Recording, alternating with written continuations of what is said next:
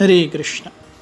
तो हम देखते हैं आज श्लोक क्रमांक 3 से भगवान अर्जुन ने जो प्रश्न पूछे हैं श्लोक क्रमांक 1 और 2 में भगवान ने जो 7 नए शब्दों का उपयोग किया 7वें अध्याय के 29 और 30वें श्लोक में, जिसके बारे में हमने कल देखा था, उनका उत्तर देना शुरू करते हैं। भगवान कहते हैं श्लोक क्रमांक 3 अध्याय 8 अटेनिंग द सुप्रीम। श्री भगवानुवाच अक्षरं ब्रह्म परमं स्वभावो आध्यात्ममुच्यते भूतभावोद्भवकरो विसर्गः कर्म संज्ञितः। The Supreme Personality of Godhead said, the indestructible transcendental living entity is called Brahman and his eternal nature is called Adhyatma, the self. Action pertaining to the development of the material bodies of living entities is called karma or fruitive activities. तो हम देखते हैं भगवान सबसे पहले हमें शरीर और आत्मा के अंदर का भेद बताते हैं। अक्षरम ब्रह्म परमम। What is Brahma? Brahma is Akshara. Kshara means destructible. Akshara means non-destructible. हमने यही चीज दूसरे अध्याय में भी देखी है। आत्मा कैसी है? अच्छेद्योयम अदह्योयम अविकर्योयम उच्यते नित्य सर्वगतः स्थाणुर अचलोयम सनातनः। सो भगवान उसी की पुनरावृत्ति करते हैं कि ये जो जीव है या जिसे ब्रह्म कहा जाता है वो परम, it is transcendental to matter. What does परम? परम means it is transcendental to matter. Because it is transcendental to matter, it is अक्षर, it is indestructible. The nature of matter is bhutva bhutva praliyate. It becomes manifest and then unmanifest, and again manifests, again unmanifests. Spirit or Brahma is not like that. Brahma is always unchangeable. So Aksharam Paramam Brahma, and this Brahma here refers to living entity or Jivatma. And the nature of this living entity is Adhyatma.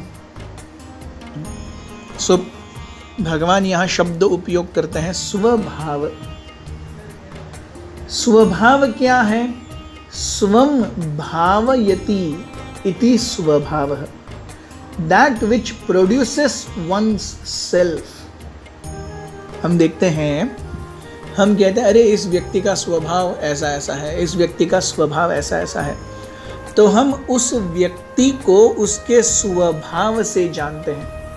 अरे इसके पास काम लेके जा रहे हो, वो करने से रहा। अच्छा इसके पास जा रहे हो, वो पक्का आपको हेल्प करेगा। So we see that which produces one's self. It gives an image of you to others. This is called स्वभाव।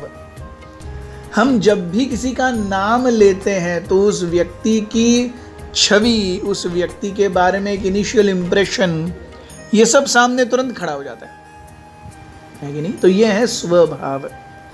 सो अक्षरम परमम ब्रह्म परमम स्वभावो अधिआत्मा।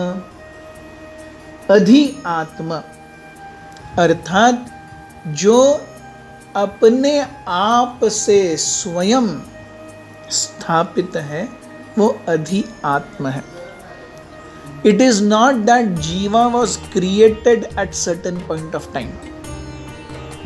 Lord is also eternal. Jiva is also eternal. So that is how we see Aksharam Brahma Paramam. So यहाँ पर Brahma refers to Jiva and his eternal nature is Adhyatma. That means he has always been existing. But when this jiva comes in contact with matter, what happens? Bhuta bhavo udbhava karo visargah. Although there is no creation of jiva, there is always creation and destruction of the body that the jiva accepts in this material world. So bhuta bhava udbhava kara.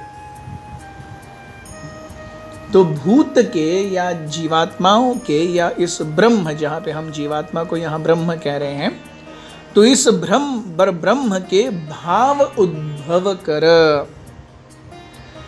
इस जीवात्मा के भाव को जो उद्भूत करेगा वो कर्म है.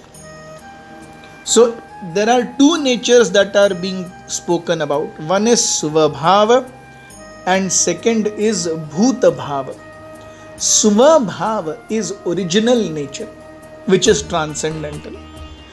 Bhuta bhav is material nature, which is always changing. Like, for example, if I am now a human being, I will like pulses, grains, vegetables, milk.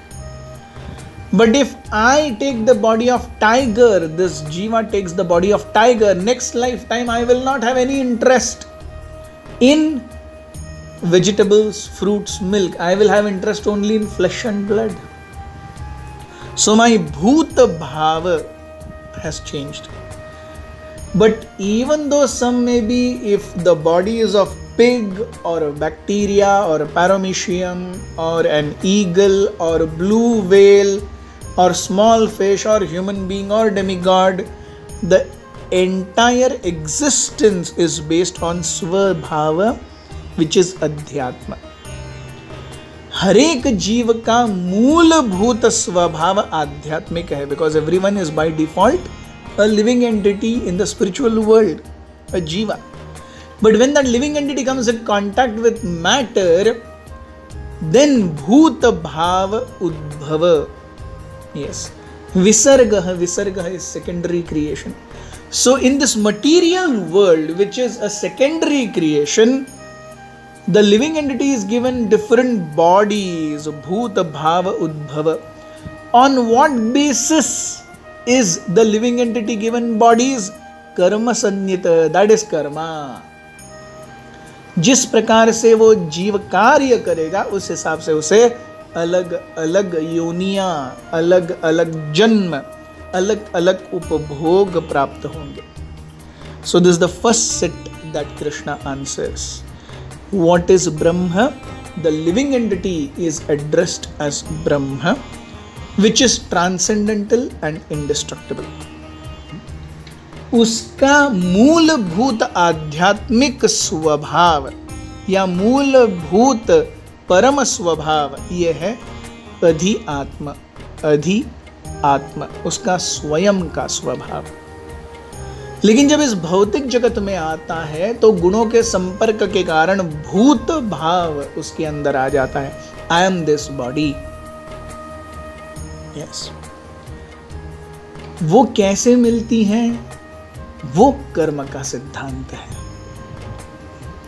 तो आगे भी कल के श्लोक में बाकी चीजों पर भगवान प्रकाश डालेंगे.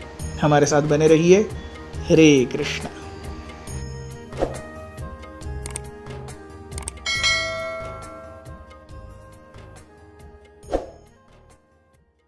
Hare Krishna, Krishna Krishna, Hare Hare, Hare Rama, Rama Rama, Hare